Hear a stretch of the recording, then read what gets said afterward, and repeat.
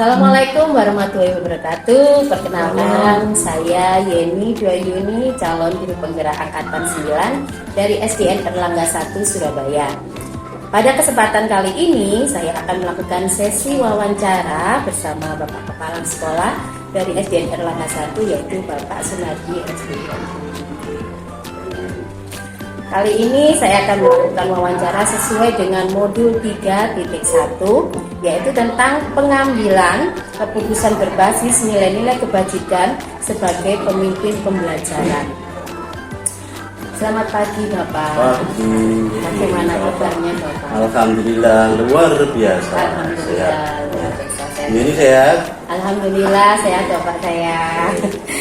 Mohon maaf Bapak, sebelumnya saya mengganggu aktivitas Bapak yang sedang berjalan hari ini Bapak ya. Saya ingin melakukan sesi wawancara untuk memahami tentang ini Bapak. Saya ada modul 3.1 itu pengambilan keputusan berbasis nilai-nilai kebajikan sebagai pemimpin pembelajaran. Bapak, terima kasih sebelumnya Bapak ya, Bapak Sunardi dari SDN Erlangga 1 ini. Saya mempunyai tugas di sini Bapak untuk wawancara. Siap. Mana, Bapak? Siap. Siap ya Bapak. Sebisa saya jawab. Oke. Semoga apa yang menjadi jawaban saya nanti juga mengena sesuai dengan yang diharapkan, sesuai dengan tugas yang ada di penggerak. Betul sekali Bapak. Bapak di sini kan memiliki banyak sekali tugas ya Bapak ya. Betul. Selain di dalam sekolah dan juga di luar sekolah. Selain sebagai kepala sekolah, Bapak juga sebagai PLT juga ya Bapak ya di SD. PLT di SDN Mojo 1. Mojo 1 dan juga demikian itu kan otomatis banyak sekali Bapak nggih untuk mungkin ada permasalahan di sekitar sekolah tersebut Bapak. Jadi untuk ini saya akan memberikan pertanyaan ya Bapak. Ya. Bagaimana Bapak dapat mengidentifikasi kasus-kasus yang merupakan dilema etika atau bujukan moral? Bismillah saya menjawab. Sebelumnya kan kita harus memahami dilema etika. Kata-kata dilema itu yang kita pahami kan dua pilihan yang sebenarnya sama-sama tidak enak, jadi sama-sama sebenarnya tidak sesuai dengan pilihan hati kita, tapi mau tidak mau harus pilih di antara satu dari dua pilihan itu. Dilema etika otomatis kita harus melakukan pilihan, namun kita juga harus ada semacam aturan-aturan juga yang tetap kita harus pahami, tetap kita harus hargai. Etika itu sebenarnya kan suatu aturan yang tidak baku, tergantung di mana kita berada, sehingga itu pun juga menjadi pertimbangan kita dalam memutuskan suatu masalah. Bagaimana saya harus mengidentifikasi masuk dilema etika atau tidak? Tentu saja identifikasi kita adalah melihat sejauh mana, seberat apa permasalahan itu, siapa yang terlibat di dalamnya, di mana dan kapan hal itu terjadi, terus sampai berapa lama masalah itu kok belum bisa terpecahkan. Ini baru kita cara mengidentifikasinya adalah seperti itu. Jadi siapa yang terlibat di situ, di mana terjadinya, permasalahannya itu apa sebenarnya. Kemudian kita berpikir dengan rumit atau tidaknya permasalahan itu. Nah, disitulah kita bisa mengidentifikasi. Oh, itu berarti nanti kita akan membuat keputusan, mencari solusi itu ada sesuatu yang kita tidak mudah dengan gampang memutuskan, sehingga kita gampangnya mengidentifikasi itu bahwa masalah itu nanti kita mudah rumit dalam memutuskannya. Nah, rumitnya itu karena terkait dengan siapa yang terlibat di situ, terus permasalahannya apa, sehingga kita mengidentifikasinya seperti itu. Mau tidak mau kita harus mencari solusi seberat apapun ya, karena itu kalau itu memang tugas kita sebagai seorang manajer dan seorang pemimpin, tetap kita harus mencari solusinya itu. Betul sekali Bapak. Kita bermanfaat juga kalau ada permasalahan kita harus mencari Ya. solusi. Oke. Untuk selanjutnya Bapak, bagaimana Bapak menjalankan pengambilan keputusan di sekolah, terutama untuk kasus-kasus di mana ada dua kepentingan yang sama-sama benar atau sama-sama mengandung nilai kebajikan? Nah, seperti yang saya sampaikan tadi, dilema etika, ada dua pilihan yang di situ sama-sama harus mau tidak mau harus kita ambil. Bagaimana supaya hal itu terselesaikan? Maka caranya kita ya sekali lagi kita memahami dulu permasalahannya apa, kemudian siapa yang terlibat di dalamnya, kemudian mulai kapan masalah itu timbul, apa penyebabnya masalah itu, barulah kita mengambil tindakan. Kita misalkan itu adalah guru kita, ya kita datangkan, kita ajak bicara, tapi tidak di forum terbuka atau di ruang guru yang banyak guru-guru lainnya. Ya, sebaiknya ya kita di ruang tersendiri, misalkan di ruang kepala sekolah, ya kita bicaranya ya tentu saja mulai bicaranya dengan yang bicara-bicara yang santai lah, jadi tidak formal langsung ke poin ke permasalahan itu. Ya, kita pelan-pelan kita beri pengantar dulu lah, baru kita perlahan masuk ke situ. Kita mulainya dari yang ringan-ringan dulu. Akhirnya kita menuju ke masalah pokoknya, mengapa masalah itu terjadi, kemudian apa penyebabnya masalah itu sampai muncul. Dan kalau kita langsung mendengar dari yang bersangkutan, barulah kita nanti memberikan suatu solusi, memberikan suatu keputusan. Kita harus mengambil salah satu keputusan itu, walaupun mungkin keputusan yang kita ambil itu mungkin sebenarnya tidak sesuai dengan yang diharapkan oleh guru itu, tapi harus kita sampaikan karena kaitannya dengan kedinasannya. Misalkan permasalahannya kan beberapa kali sering terlambat atau beberapa kali sering izin meninggalkan kelasnya.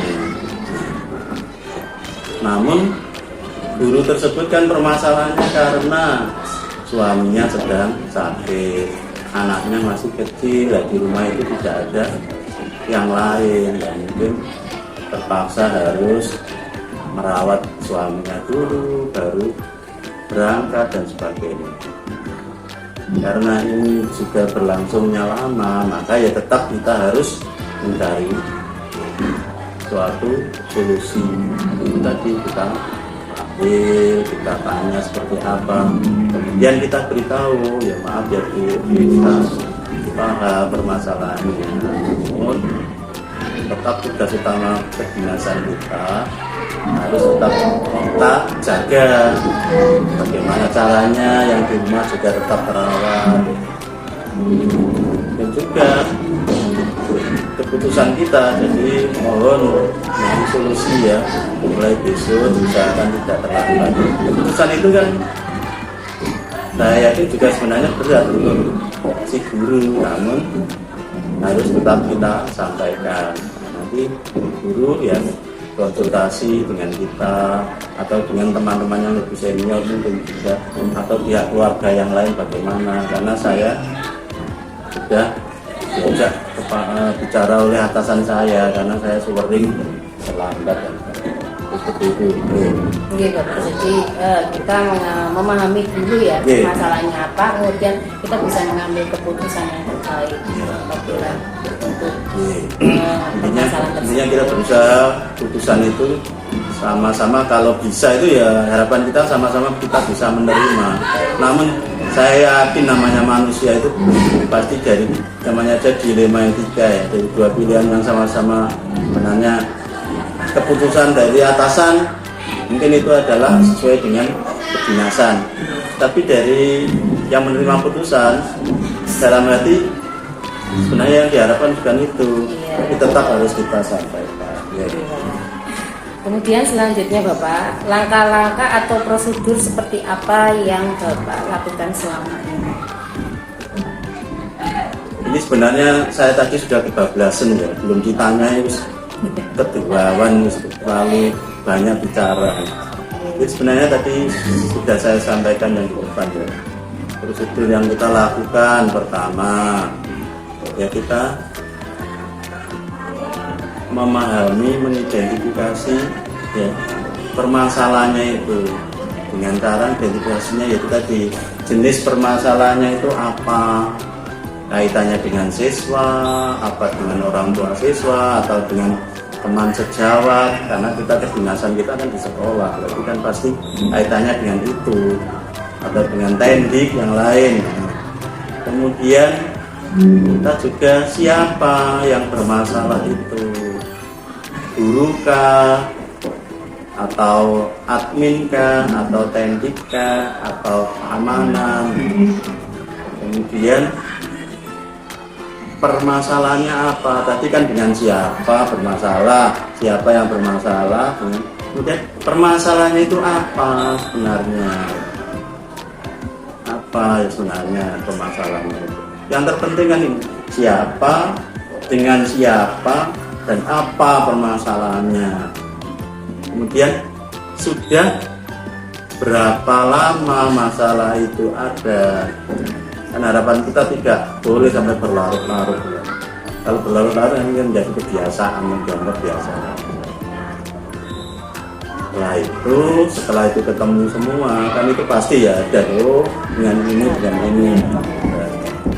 Kita kan mengamati dulu, kemudian juga kita bertanya kepada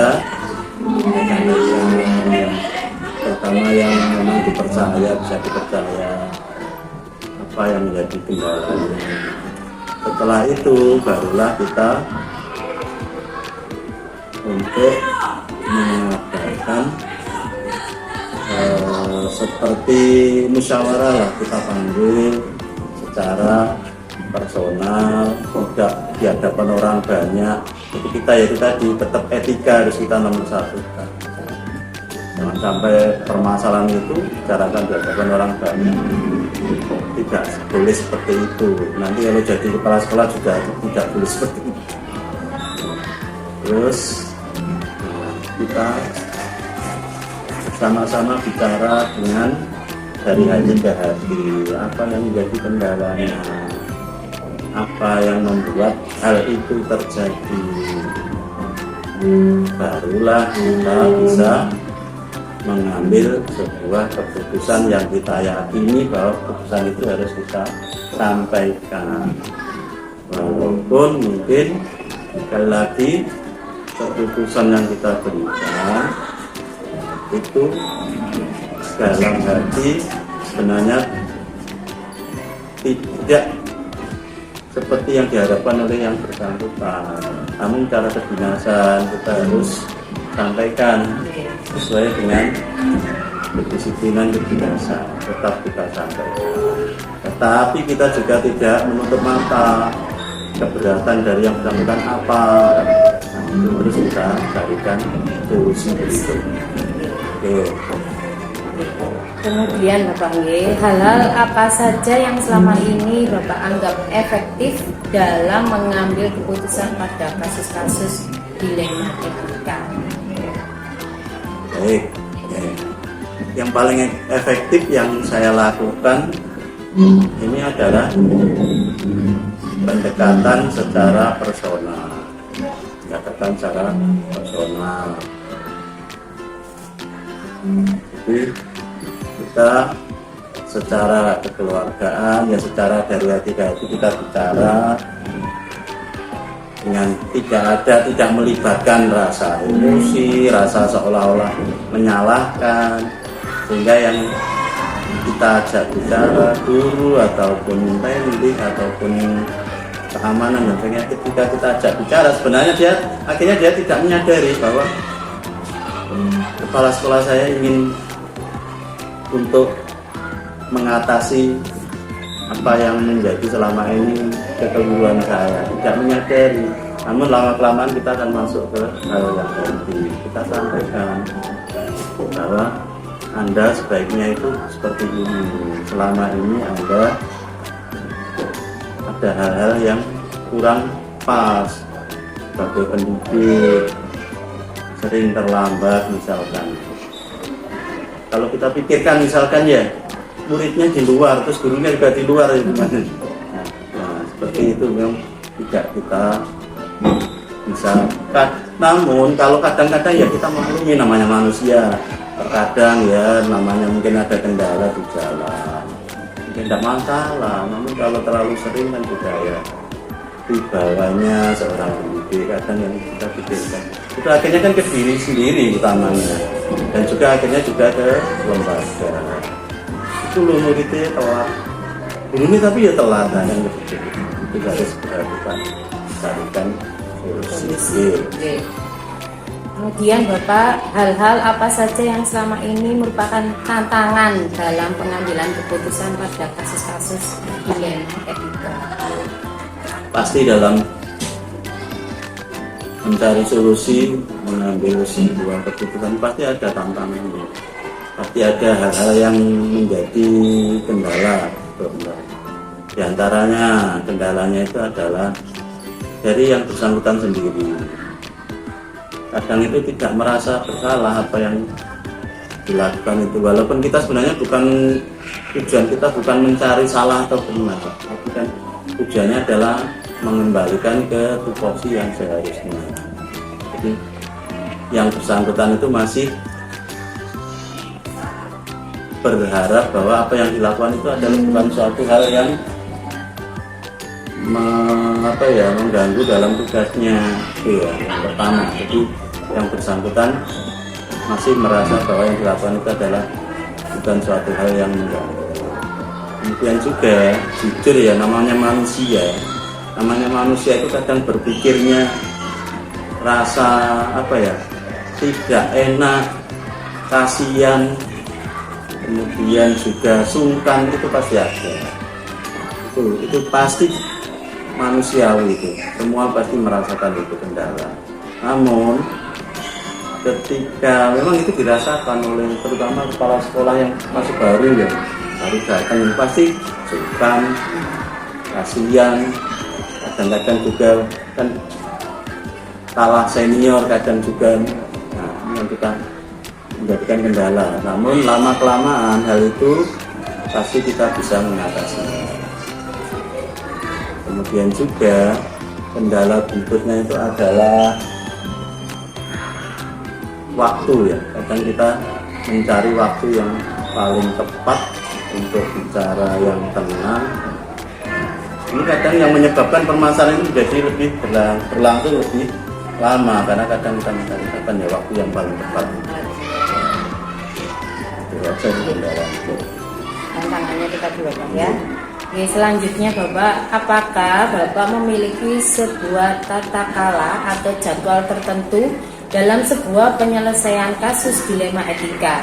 Apakah Bapak langsung menyelesaikan di tempat atau memiliki jadwal khusus untuk menyelesaikannya dalam bentuk atau prosedur seperti apa? Kalau jadwal khusus saya rasa tidak ada.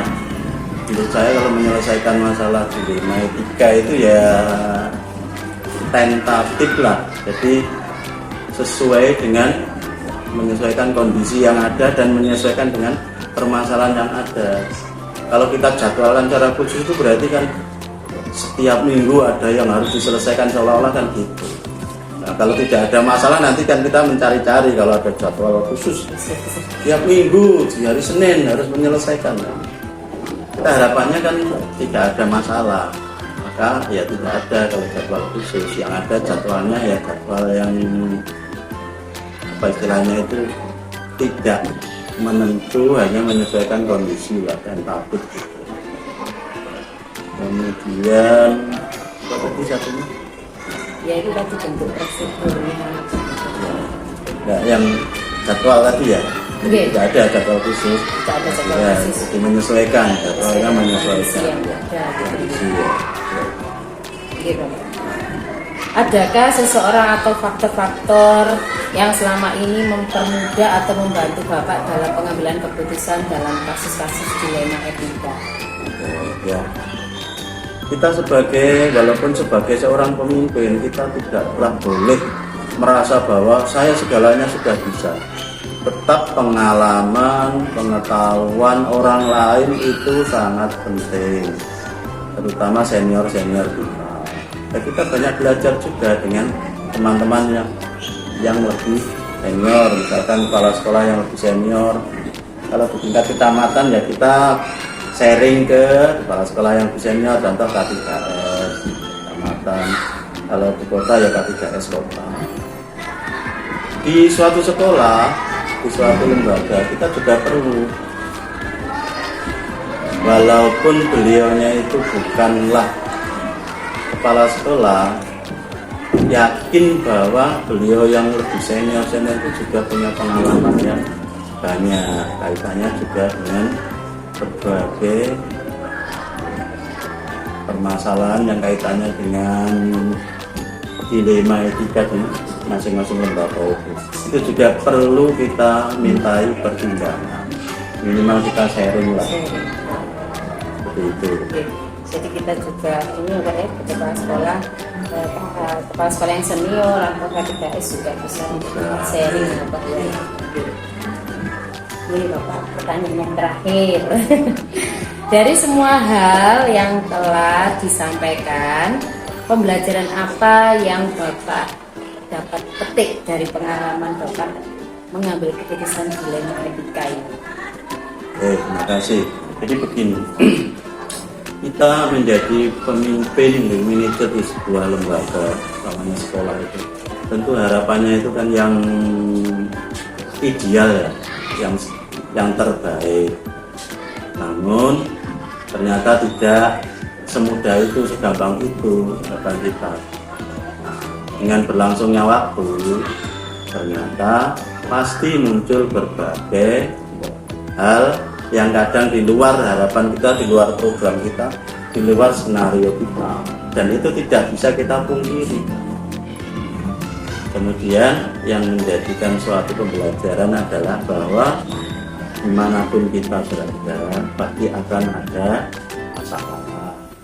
Dalam menyelesaikan masalah, utamakan untuk berwawasannya kepada kedisiplinan kedinasan. Kemudian kita juga harus memikirkan juga bagaimana memadukan antara aturan kedinasan itu supaya tetap bisa kita jalankan dengan betul, tapi juga apa yang kita putuskan itu bisa diterima dengan lapang dada oleh segala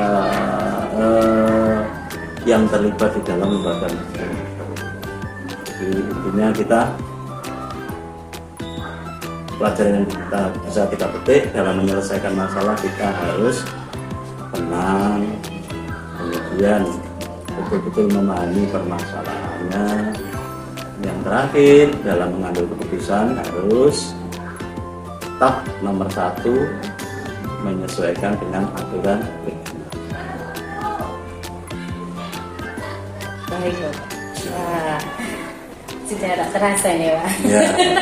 Kalau 8 pertanyaan sudah terselesaikan. Jadi ini tadi yaitu yang bisa dipetik Bapak ya, dimanapun kita berada pasti ya ada masalah Bapak ya di setiap ini. Sesuai dengan ya, tupoksi kita. Kalau kita di bidang pendidikan ya kaitannya tentu saja dengan permasalahan pendidikan. Bisa siswanya muncul masalah, bahkan orang tua ada di dalamnya, guru yang terbanyak kan pasti kaitannya dengan guru kita, ada admin kita, dan ada teknik lain. Kita dia ya, kalau kita punya masalah itu pertama kita harus tenang, Tenang, ya. dan betul-betul memahami masalah apa, kemudian baru bisa menyelesaikan. Baik Bapak, terima kasih saya ucapkan ya.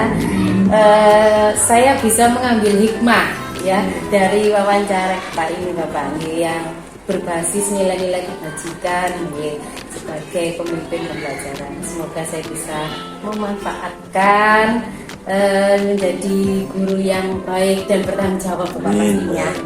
Dan nanti arahnya kan insya Allah juga menjadi pemimpin juga sekolah. Amin, Iya, amin, Bapak. sedikit sudah punya sedikit Ilmu modal lah ya, sudah punya sedikit modal. Oh ternyata seperti itu.